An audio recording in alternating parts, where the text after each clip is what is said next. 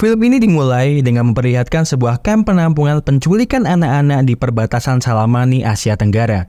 Sebuah organisasi kejahatan bernama Organisasi Penyelamat Dunia menjadi dalang di balik semua kejahatan di Asia Tenggara dengan mendalangi semua penculikan anak-anak untuk diambil organ dalamnya dan dijual dengan harga tinggi di pasar gelap. Songpa adalah pemimpin organisasi tersebut dan merupakan DPO yang paling dicari di seluruh Asia Tenggara. Keberadaannya memang sangat sulit ditemukan, namun beberapa pasukan khusus yang sudah mengintai tempat itu selama berbulan-bulan lamanya mendapatkan kabar kalau di hari itu dia akan datang ke kamp penampungan tersebut. Misi utama mereka adalah menembak mati Songpa tanpa memperdulikan bagaimana nasib dari anak-anak yang berada di kamp tersebut. Namun Jin Ming, salah seorang pasukan khusus yang ditugaskan menjalani misi tersebut, menyadari kalau ada seorang anak laki-laki yang bisa melihat keberadaannya menggunakan sebuah botol kaca bekas minuman. Sehingga malah membuat misi ini berantakan karena dia malah ingin menyelamatkan bocah tersebut yang terlihat akan dibawa ke meja operasi untuk diambil organ dalamnya.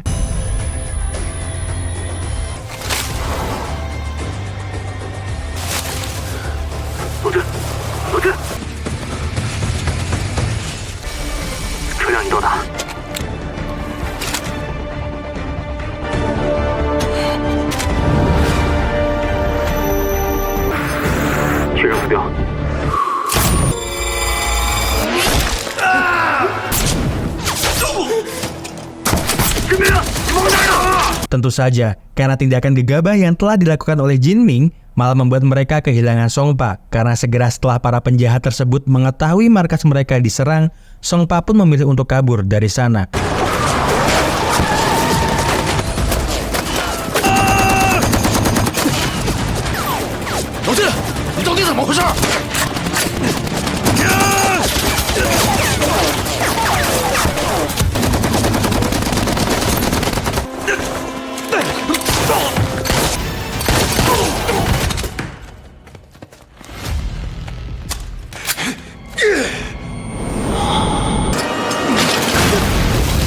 Jin Ming memang berhasil untuk menyelamatkan bocah tersebut, namun Kapten Shin Yu sangat marah kepada Jin Ming karena tindakannya yang telah gegabah tersebut malah menyebabkan Songpa kabur, sehingga bisa saja di masa depan akan ada lebih banyak orang lagi yang terluka karena dirinya. 10 tahun pun berlalu semenjak peristiwa tersebut. Terlihat Jin Ming sedang melatih Jintai, bocah yang dulu dia selamatkan saat berada di hutan Salamani, beserta dengan Xiaomei yang dulu juga menjadi tahanan di kamp penculikan, menjadi seorang sniper dan petarung yang handal.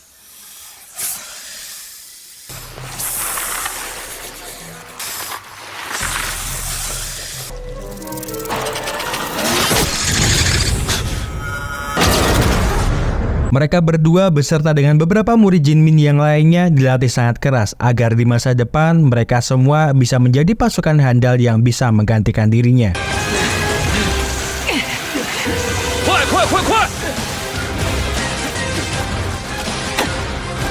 30公斤都承受不了，速度，速度，速度！预备，走！加油！加油！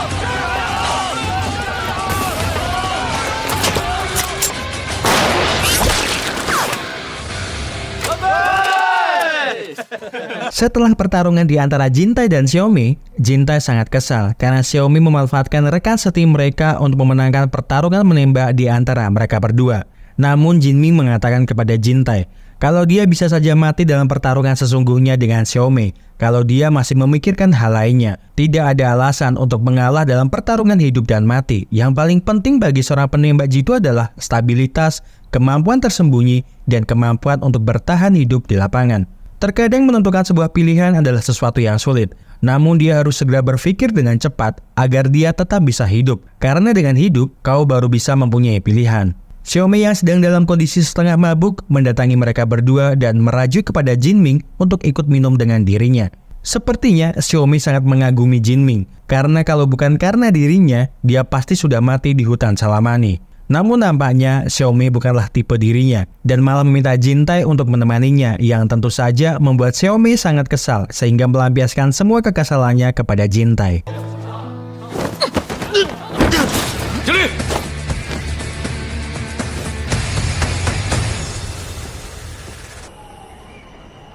Jika ada sebuah misi khusus yang berbahaya, Jintai dan Xiaomei yang merupakan anggota pasukan keamanan kesatuan BW akan menjadi prioritas utama untuk menjalankan misi tersebut. Tetapi saat ini, hanyalah Jintai yang ditugaskan turun langsung ke lapangan dalam sebuah misi untuk menangkap Songpa yang diduga berada di sebuah gudang terbengkalai.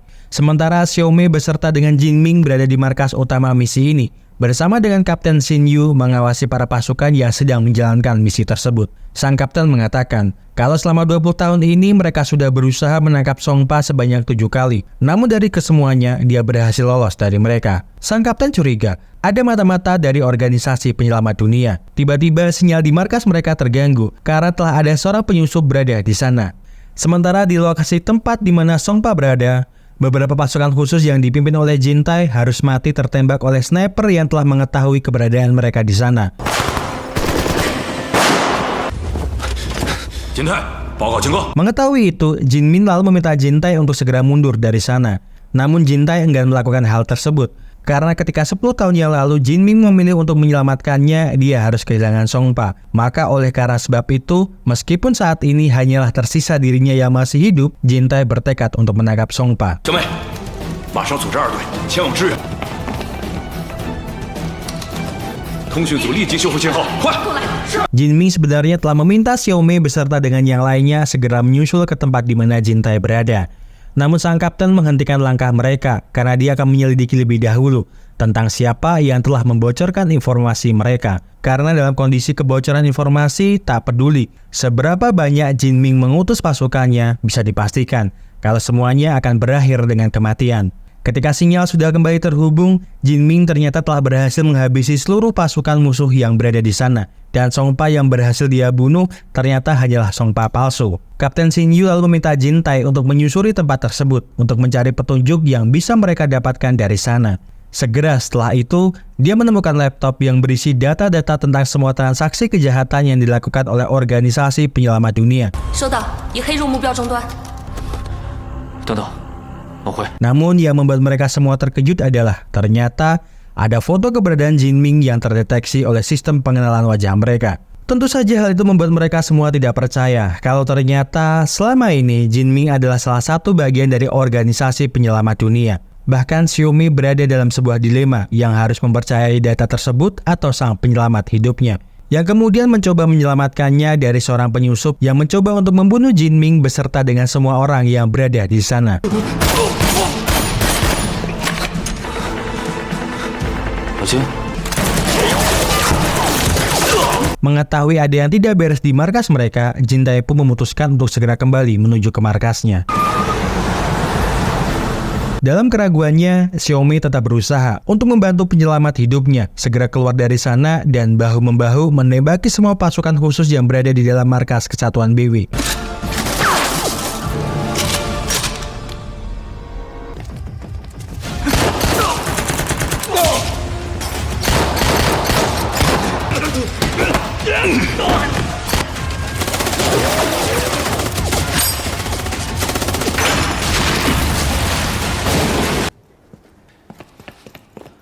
Sesampainya Jintai di dalam markas kesatuan BW, dia bertemu Kapten Xin Yu dengan kondisi penuh luka dan mengatakan kalau Jinming adalah mata-mata dan Xiaomei telah berkhianat dengan membantu Jinming kabur dari sana.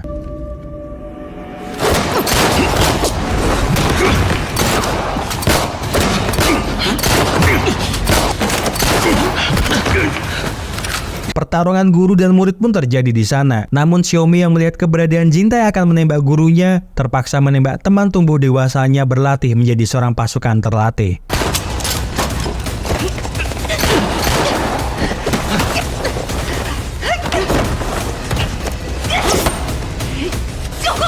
Xiaomei meminta gurunya untuk pergi dari sana, namun dia memilih untuk menyelamatkan Xiaomei yang akan ditembak oleh Jintai sehingga mengenai dirinya. Sementara di luar sana, Songpa yang telah mengetahui keberadaan Jinming segera memerintahkan anak buahnya menembaki markas pasukan BW dengan roket yang telah dia bawa.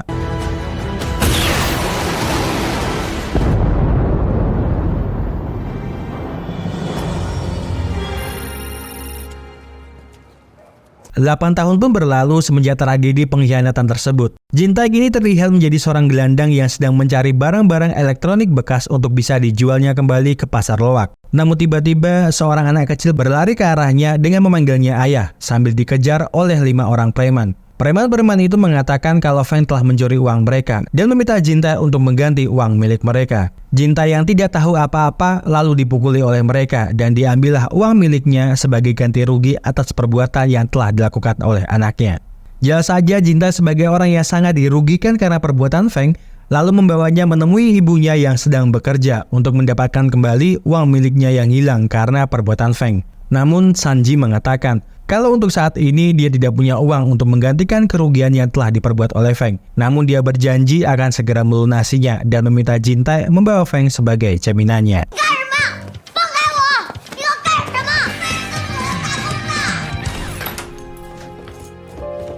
Jintai pun membawa Feng untuk tidur di rumahnya dan memaksanya bekerja di rumahnya sebagai ganti rugi atas hilangnya uang miliknya. Namun selain mengajak Feng untuk tinggal di sana, sebenarnya Jintai juga ingin mendidik Feng menjadi anak yang lebih baik dengan mengajarinya membaca dan menulis, tidak lagi mencuri dan bisa menggunakan keahlian yang dia ajarkan kepadanya untuk mencari uang dengan memperbaiki barang elektronik yang rusak dan menjualnya kepada para pengepul.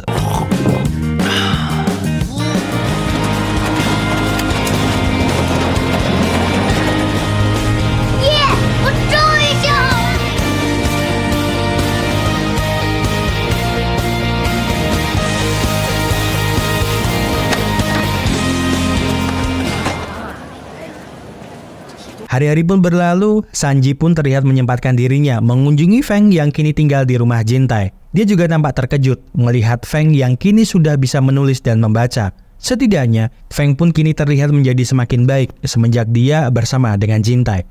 Namun ketika Feng melihat luka lebam di mata Sanji akibat perlakuan kasar tamu-tamu kafe, dia lantas meminta Sanji untuk beristirahat selama 2 hari di rumah dan akan memberikan dia uang tabungannya untuk tidak bekerja selama itu. Malam harinya ketika Jintai dan Sanji sedang menikmati makan malam di loteng rumah, Sanji bercerita kalau sebenarnya dia bukanlah ibu kandungnya. Ketika dulu Feng berumur 1 tahun, ibu kandungnya yang merupakan kakaknya mati bunuh diri karena mempunyai utang yang sangat banyak akibat kecanduan narkoba, dan semenjak hari itu Feng menjadi anaknya. Demi membesarkan Feng dan membayar utang kakaknya, dia terpaksa memilih semua pekerjaan yang cepat mendapatkan uang. Jadi, dari kecil sampai besar, Feng tak pernah mempunyai tempat tinggal dan dia tidak pernah mendapatkan perhatian yang layak dari orang tua, sehingga membuatnya menjadi seperti ini. Dia juga tidak pernah menceritakan kejadian sebenarnya tentang dirinya ataupun masa lalunya, karena yang terpenting baginya adalah kebahagiaan Feng, termasuk berada di rumah ini bersama dengan Jintai. Tak sengaja ketika Feng belajar, pensil miliknya terjatuh di lantai kayu rumah Jintai. Dia mencoba mencarinya, namun malah tak sengaja menemukan sebuah kotak rahasia yang berisi persenjataan milik Jintai di masa lalu. Feng bertanya tentang siapakah sebenarnya Jintai, namun dia hanya terdiam dan meminta Feng untuk segera tidur. Sementara di suatu tempat, Jin Ming yang ternyata masih hidup, kini menjalani bisnis yang direbutnya dari Songpa. Bahkan rekan bisnisnya yang menginginkan keuntungan lebih banyak dari sekedar yang saat ini diberikan Jin Ming dihabisi oleh Xiaomei karena dianggap hanya benalu untuk semua bisnis-bisnisnya.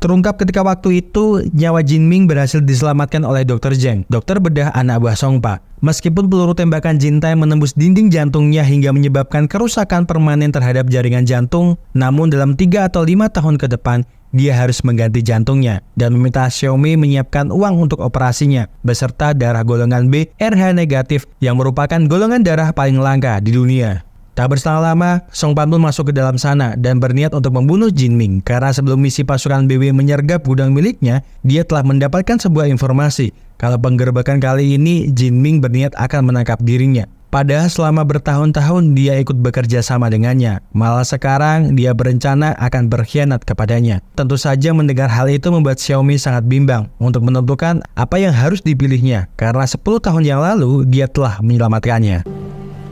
你自己决定。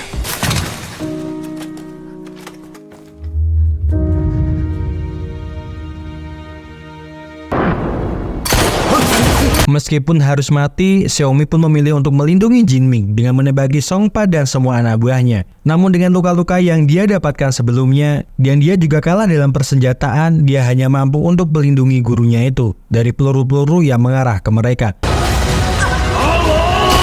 Dan di saat itulah, Long, bawahan kepercayaan Jinming yang selama ini menjadi kaki tangan Songpa, beraksi dan membunuh Songpa beserta dengan anak buahnya.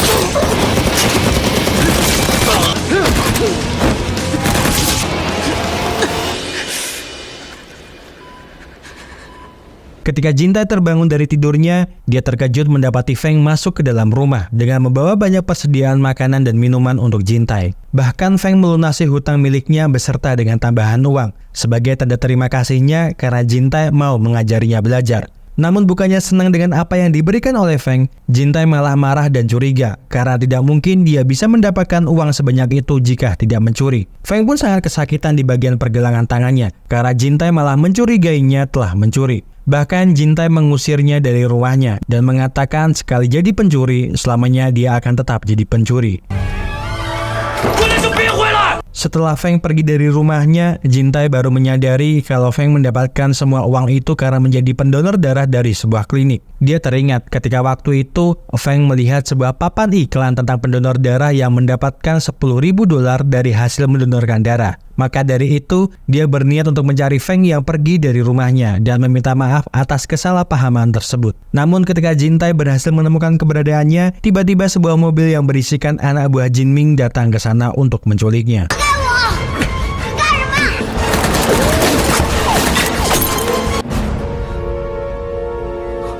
Terungkap ternyata klinik amal donor darah tempat Feng mendonorkan darahnya adalah milik Jinming yang memang sengaja dia buat untuk mencari golongan darah yang sama dengan dirinya, yaitu B/Rh negatif.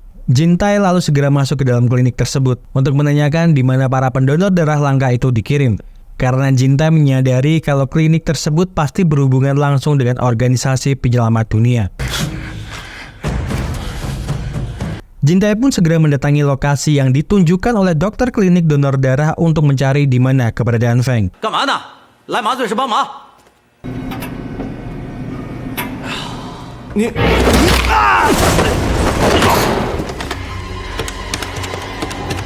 Sampailah Jintai di tempat Dr. Zheng yang kemudian segera menyadari kalau Jintai adalah seorang penyusup karena biasanya orang yang mengirim mayat ke ruangannya berjumlah 2 orang.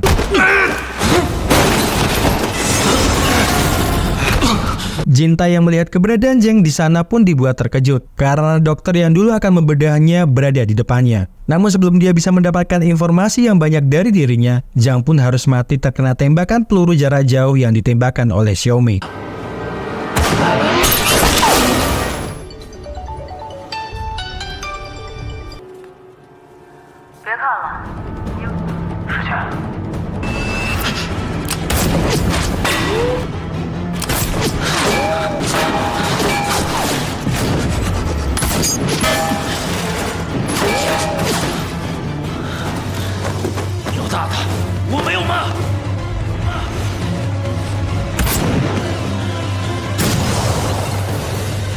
Jintai pun berhasil lolos dari tembakan jarak jauh Xiaomi. Namun dia sudah ditunggu beberapa penjaga yang menjaga tempat tersebut, termasuk Long yang mendapatkan perintah langsung untuk membunuh Jintai.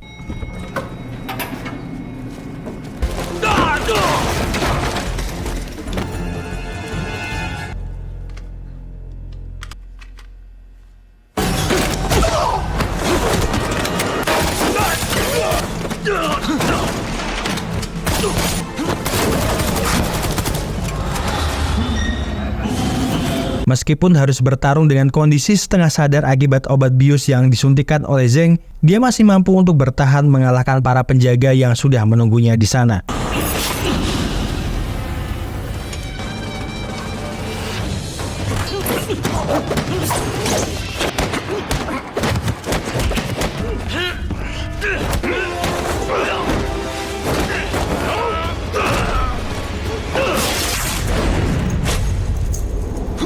Melihat kondisinya yang tidak memungkinkan untuk bertarung 1-lawan-1 dengan Long, Jintai berhasil kabur dari sana meskipun harus mendapatkan luka serius di tubuhnya. Untung saja di saat perjalanannya menuju ke rumahnya, dia bertemu dengan Sanji yang kemudian membawa Jintai pulang ke rumahnya untuk mendapatkan perawatan. Setelah tersadar, Sanji bertanya kepada Jintai tentang di mana keberadaan Feng karena semenjak mereka berdua pulang ke sini, dia tidak melihatnya. Meskipun berat, Jintai mengatakan kalau Feng telah diculik oleh sebuah organisasi bernama Organisasi Penyelamat Dunia. Sebuah organisasi jahat di mana organ manusia diperjualbelikan oleh mereka. Jintai meminta Sanji untuk tidak perlu khawatir dengan keselamatan Feng karena dia berjanji akan menemukan di mana keberadaannya.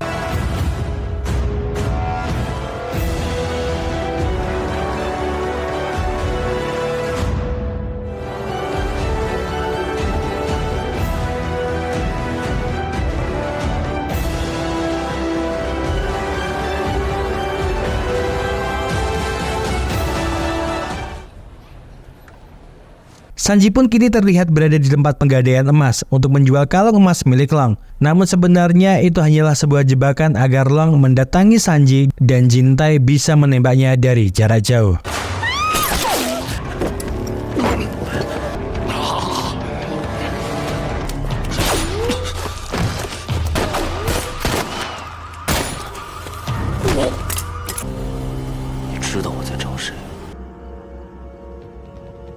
Dengan kondisi yang babak belur, Long kembali ke markasnya dengan diikuti oleh Jintai dari belakang untuk mendapatkan semua informasi tentang organisasi penyelamat dunia. Di dalam sana, Jintai dan Sanji memang tidak bisa menemukan keberadaan Feng. Namun Jintai mempunyai rencana lainnya dengan meminta akuntan Jinming untuk memindahkan semua jenis mata uang digital blockchain di rekening milik mereka, dipindahkan ke dalam rekening milik Jintai. Segera setelah itu, Jintai menelepon Xiaomi yang kemudian mengajaknya untuk melakukan kesepakatan dengan menukar semua uang milik mereka dengan nyawa Feng. Semua uang kotor mereka dan catatan rekeningnya ada di tangannya. Bila dia tidak setuju dengan hal tersebut, Jintai akan mengumumkannya ke semua klien mereka dan juga media massa. Tak ingin bisnis bosnya hancur karena berita tersebut, Xiaomi pun menyetujui kesepakatan tersebut. Namun kapan dan di mana lokasi pertemuan itu akan ditentukan olehnya.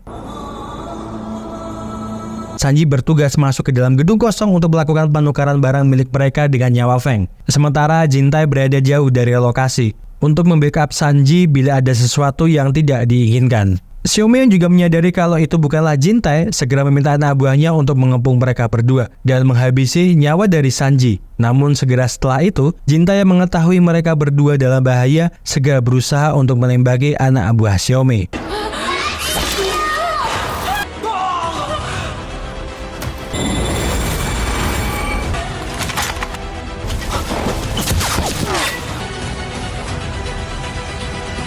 Baku tembak di antara Jintai dan Xiaomi pun juga tak bisa dihindarkan lagi. Sambil berusaha menghindari tembakan yang diarahkan kepadanya, Jintai lalu berusaha untuk menembaki orang-orang yang terlihat sedang mengejar Sanji dan Feng.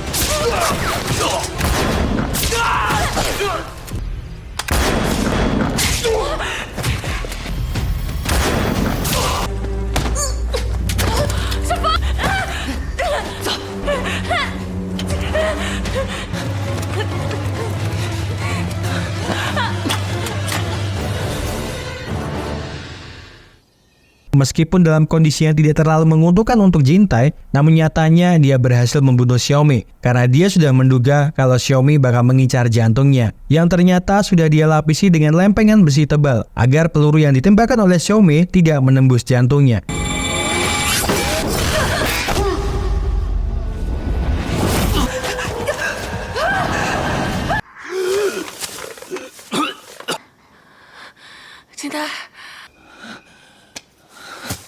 Jintai lalu meminta Sanji dan Feng untuk segera pergi dari tempat itu. Namun ternyata Jinming sudah berada di mobil yang sudah dipersiapkan oleh Sanji, menunggu kedatangan mereka berdua di sana, dan segera setelah itu dia menembak Sanji tepat di jantungnya.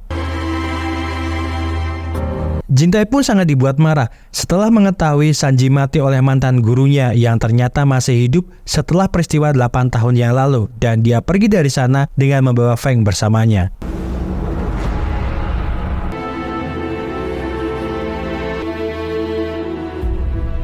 Operasi transplantasi jantung milik Jinming akhirnya pun akan terjadi juga.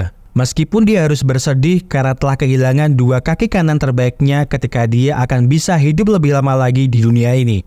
Namun tiba-tiba sebuah tembakan tepat mengenai kaca anti peluru rumahnya dan Jin Ming segera menyadari keberadaan Jintai yang berada di hutan dekat dengan rumah miliknya. Dia lalu segera meminta Lang, Ping, dan Fei yang merupakan murid terbaiknya setelah Jintai untuk bertanding baku tembak dengan senior mereka.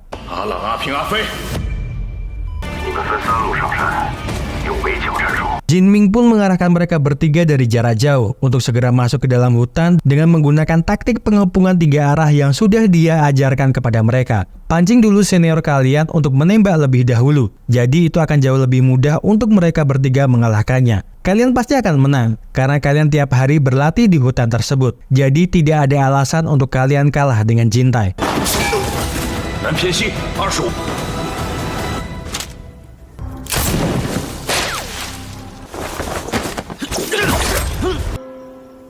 阿平，阿平，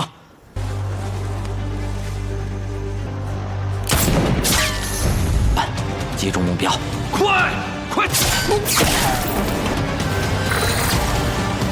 Jintai pun kini telah berada di dalam rumah Jin Ming setelah berhasil mengalahkan 3 sniper terbaik milik Jin Ming. Di dalam sana, Jin Ming pun juga sudah bersiap menunggu kedatangan Jintai yang pasti akan segera datang menemuinya.